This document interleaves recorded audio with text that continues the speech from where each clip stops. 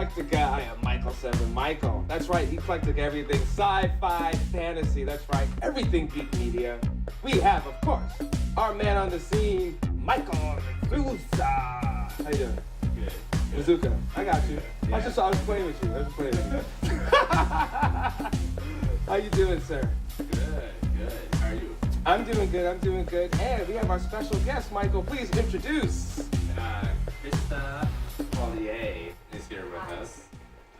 She is going to Fanfare this upcoming weekend, and she is excited to be here. And I am definitely excited to be here. It's actually the February 24th and 25th. That's what I meant. So tell us, you are working on a lot of shows, and you work a lot behind the scenes work. What's that like for you? Well, it's great. It's I love my job. I work in the production office most of the time. I do a lot of the logistical sort of stuff when we are shooting. So that means that when we walk into a room and we want to put a 75-foot crane in the middle of the ballroom, I have to get the crane and make sure it's good to go and get in there and get out in a way that makes sense, and all the other kind of interesting production puzzles that come with making a movie or making a TV show.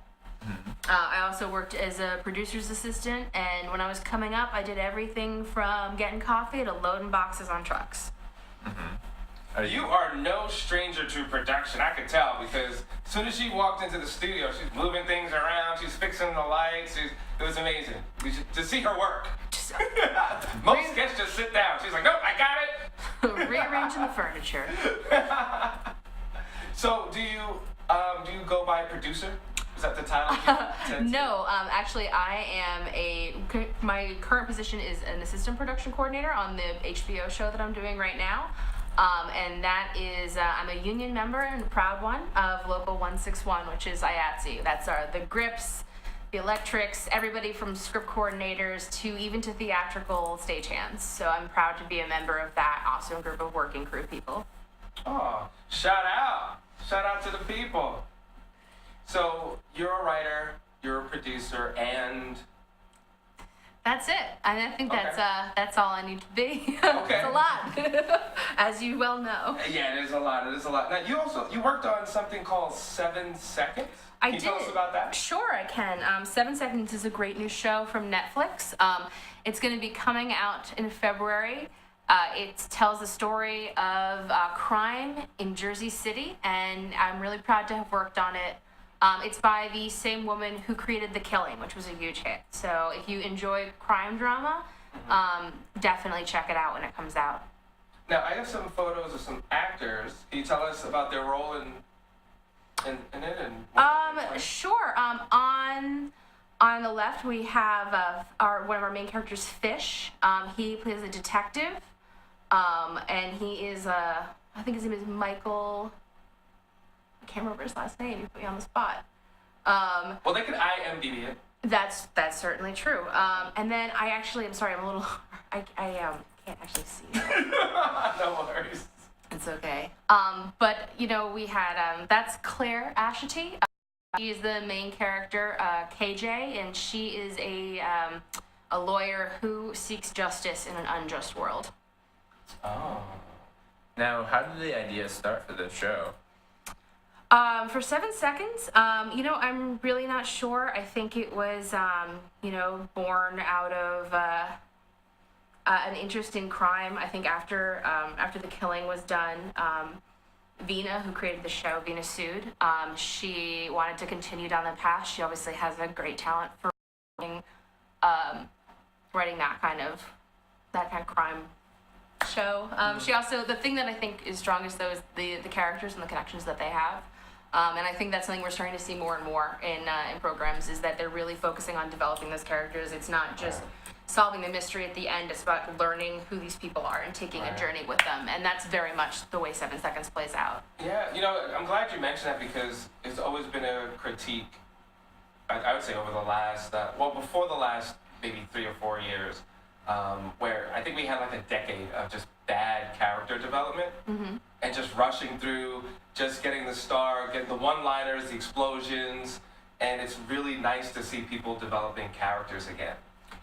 I see that being a consistent vibe where like, hey, we want to keep people watching cable or streaming platforms. We want to keep people in the movies, in the theaters. Let's give them some stories. So I definitely see a total change. I think one of the things you hit upon, the streaming platforms, is really interesting because I think that what you're talking about has a lot to do with the shift towards that kind of stuff. I think for a little while, especially like when these streaming platforms were first coming to prominence, they did have lower budgets for every episode. They did have to rely on something more than just the explosions, the special effects. They had to draw us in another way.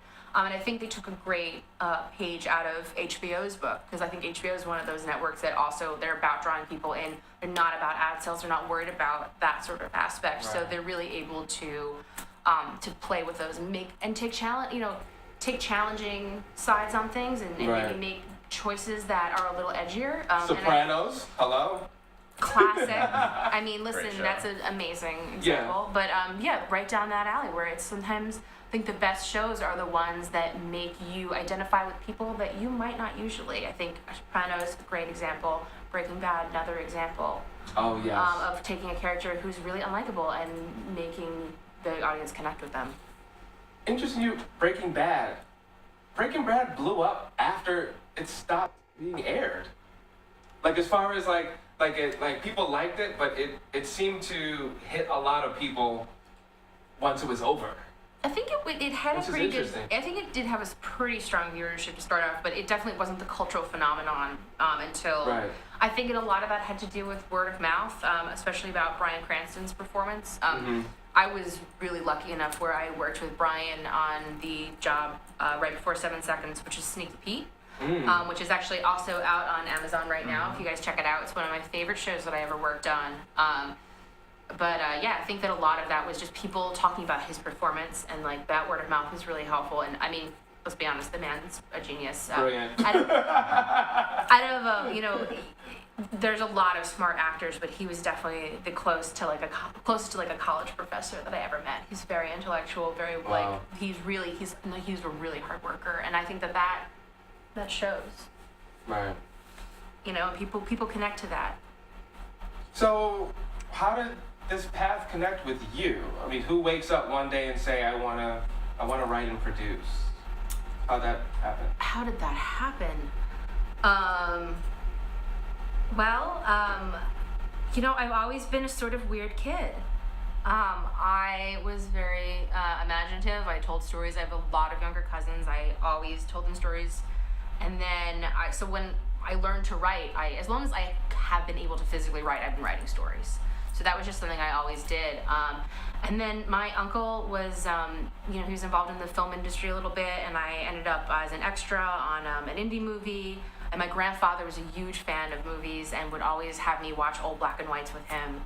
And so I think that all those things kind of came together, and I just, it's something I've always loved to do. I even would get neighborhood kids together and make them be in my movies that I would shoot with my rocket launcher sized VHS camera.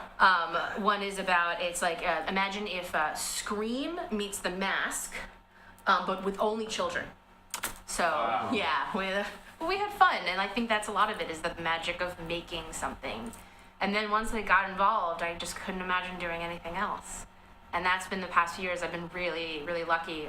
Some amazing women in the industry have stepped in at the right time and helped me get different jobs and helped me move forward and learn. I was a producer's assistant for a long time for a woman named Margot Myers, who did everything from Woody Allen movies to Sex and the City, and she's an incredible mentor. And I think that's just sort of one thing came after the other, and I kept really pursuing it, and eventually I broke in, and a couple years ago I joined the union, and I just want to keep making stuff. It's interesting you mentioned mentors, because I wanted to ask you what mentors or mentors that you had, that you found in your path in your career. Who were they, and talk about that experience? Sure. Well, obviously, I spoke about Margot Myers. She was huge. just in terms of her support and the fact that she, it can be hard. I think we've all heard stories and all with everything going on, like not just in terms of sexual harassment, but coming up as a woman in the film industry can be tough. And so I felt really blessed that I've had a lot of step forward and, encourage me not to, doubt myself and to keep moving forward. Margot was one of them. There's another wonderful producer, Rebecca Riva, who I've worked with a lot. But I've also had Jeff King, who, his name, if you're a comic book fan, you might recognize. He wrote the Convergence series for DC. He also has done everything from Blind Spot to, he's actually now working on the new Umbrella Academy TV show with Jared Way. He is a huge mentor for me. And then there's a woman, MJ McBanwa, who's another production coordinator who is awesome and always goes out of her way to give very real advice. And I think that's the most important thing that a mentor can do, is just be there and be there to have a dialogue with you and to honestly to tell you the truth, because there's so many people in this world that are going to lie to you, but having someone who will always tell you the truth even when it's hard, that's something invaluable. So where does the Lost Signal Society fit into all that? Lost Signal Society is a podcast I've been writing with my incredible partner, Michael Dondero. We've been really good friends for a couple years, and we've been writing this for almost a year. It's a series of it's a podcast. It's a series of radio plays. There's standalone pieces and some that are part of a serial. And they are science fiction, fantasy, horror, and they all exist in the same universe. So if you listen to any one episode, it stands alone, but if you listen to all of them, you'll start to see how the world itself fits together. It's been a really incredible project, a lot of fun, and podcasting is a very cool medium. I was super into, very cool as a kid, super into 1950s radio dramas.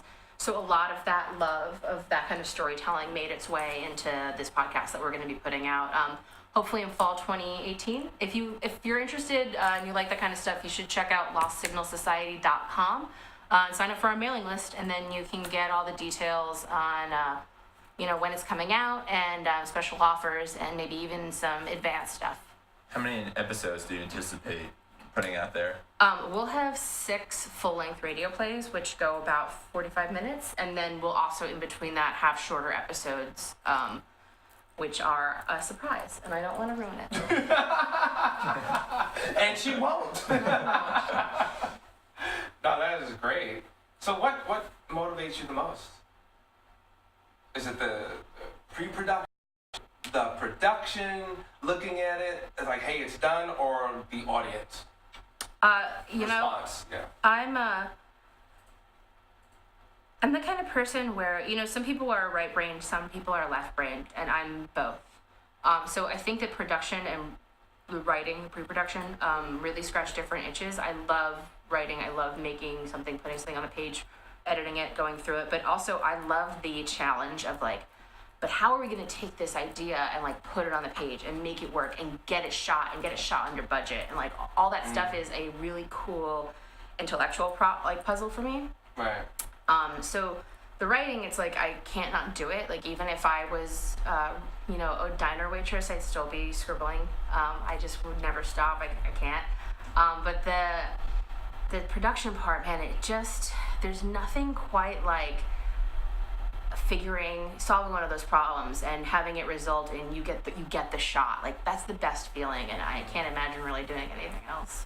Mm-hmm. Was there anything that specifically, you've done so many different shows, so many different, you've worn so many different hats. Was there you being able to be flexible? Do you attribute that to your growing within the ranks and growing within the industry? I think a lot of it has to do with the fact that if you're being very honest, it's a hard industry to get into and survive in. So I think when I first went in, I knew I wanted to work in this industry, and so I just opened myself to whatever anybody would let me do. So I worked in the art department as a production assistant. When I first started trying to get jobs, I was having trouble because there were only truck loading jobs, and so I everybody calls me Chris. I put Chris on my resume and suddenly started getting calls. But then I showed up and I could do the job, so they had to keep me. Plus, I'm awesome. So it just like opening yourself up that way, you end up doing everything, and it only can benefit you in the end. You know, nobody wants a producer who doesn't understand how art department works. If you're not thinking, if you haven't like spent time working for the locations department, you might not think like, oh wow, will this crane break the floor of the, of the historic building that we're filming in? All of those experiences just make you better at, what you're trying to get done at the end of the day, no matter what department you're in. Mm-hmm. Is there anything that you have upcoming that you can talk about? Like I said, 7 Seconds is coming out this month, or in February rather.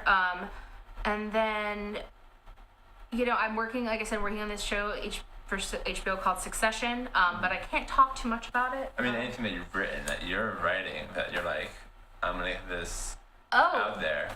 Oh yeah, I mean, like my writing. If you Google my name, you'll see my writing will come up. It's been in a few journals. Strangelit is a great journal that it was in. One of my stories was in. And then also Fiction Veil. They're all available for purchase online.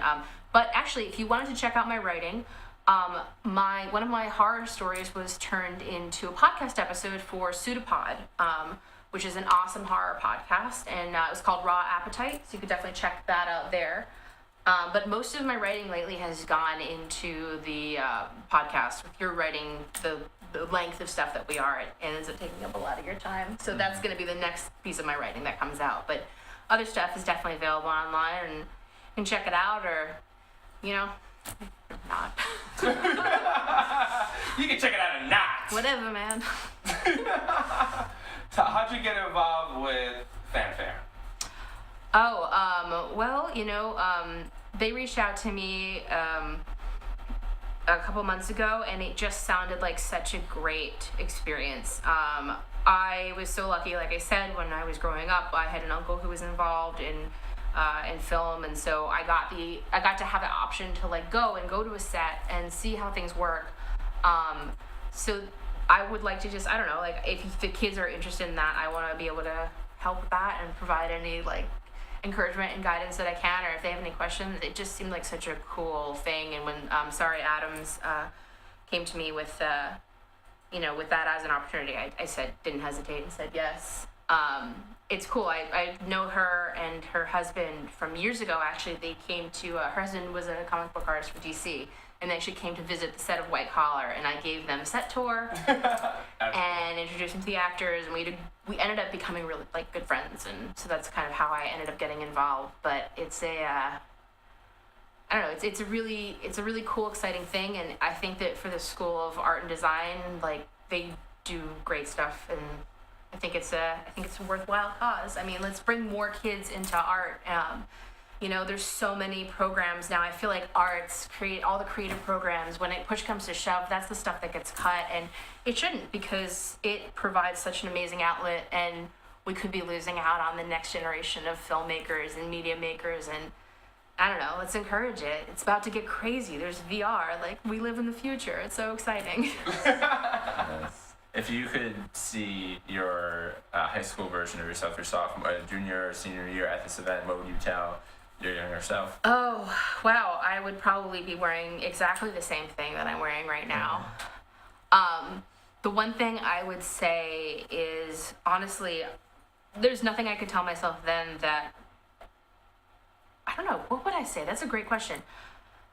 I think the most important thing for a lot of like people pursuing a career in film is to know that it's possible, and not only if you like have connections, that if you really want to do it, that there are ways to get in, that you can go and see someone filming on the side and talk to one of the lockup PAs and ask to speak to the key PA. And if you make those efforts, and if you get your foot in the door and you work hard, you can keep doing it. I mean, it's one of the few industries where I feel like really, truly, like, listen, we work 12-hour days. We are always sweating it. But when you do work hard and you put that work in, it comes back, and just always be kind. I think is good advice for anybody, especially someone in high school. But what about people post school? And because there are tons of creatives. I mean, Totally.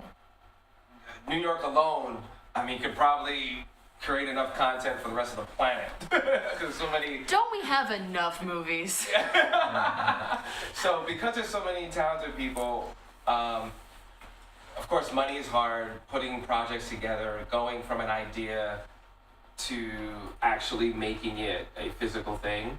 But then once you have a physical thing, who do you go to? There seems to be magical doors that, how do you find the magical doors? Far more finding someone that can open it up to make things happen. Listen, I think we're all hoping for that moment where, Will Ferrell steps out behind a curtain and goes, "You kid." But I think... And he would do that, by the way. Ladies and gentlemen, our guest, He would Mr. do Will that. Ferrell. Dun, dun, dun, dun, dun, dun, dun, dun, dun, dun, green screen. You know what? You're looking for Will? No, listen, I think the truth is, listen, we all want that to happen, but I Right. think one of the things that I have learned is, you have to be willing to pay your dues and put in time and learn from other people, obviously, but then also that you can pivot. You have to be unafraid to pivot and change maybe what you're doing and how you're doing it if you're not reaching the audience that you want. For example, this podcast actually started life as a movie. A friend and I took a short story that he'd written, changed it into a script. We were looking to make a short film, and we realized that to make it the way we wanted to make it, we would need, enough money that it almost, it seemed insurmountable. And Right. we had other scripts too that we wanted to do, and we sat down one day and we were looking at these films that we wanted to make, and we realized that we could choose one. Mm-hmm. We could make one not as good as we saw it in our heads, Right. or we could completely change the format and do something in a different way. And that's the path that we end up taking. And instead of making one film, we've now created a whole season of content. And podcasting is unique in the way that you connect directly. Right. So I think that's one of the things I took away is that you learning how to pivot, learning how to use new technologies to get your stuff out there. I think the film festival circuit is going to start changing to adapt with the times. So I'm hoping that continues to happen. And I think the other thing to remember is that the most important piece of equipment that you have is your cell phone contact book. It's meeting other people and talking to people and not only learning from them and with them, but help out your buddy on his short film so that he'll help you out on yours, that sort of economy of work and helping each other as artists, I think, is also invaluable. And the internet makes communication so easy, but also sometimes it alienates us from the actual human experience of making this stuff, because it is a collective art form. It's one of the few, that exists at all. So utilize that, make that a positive instead of a source of frustration. If time wasn't an issue, Mm-hmm. and if money wasn't an object at all, Mm-hmm. what would you do? Or what would you work on? I have, for a film, I have an infinite budget. Whatever you want. Oh, so this is,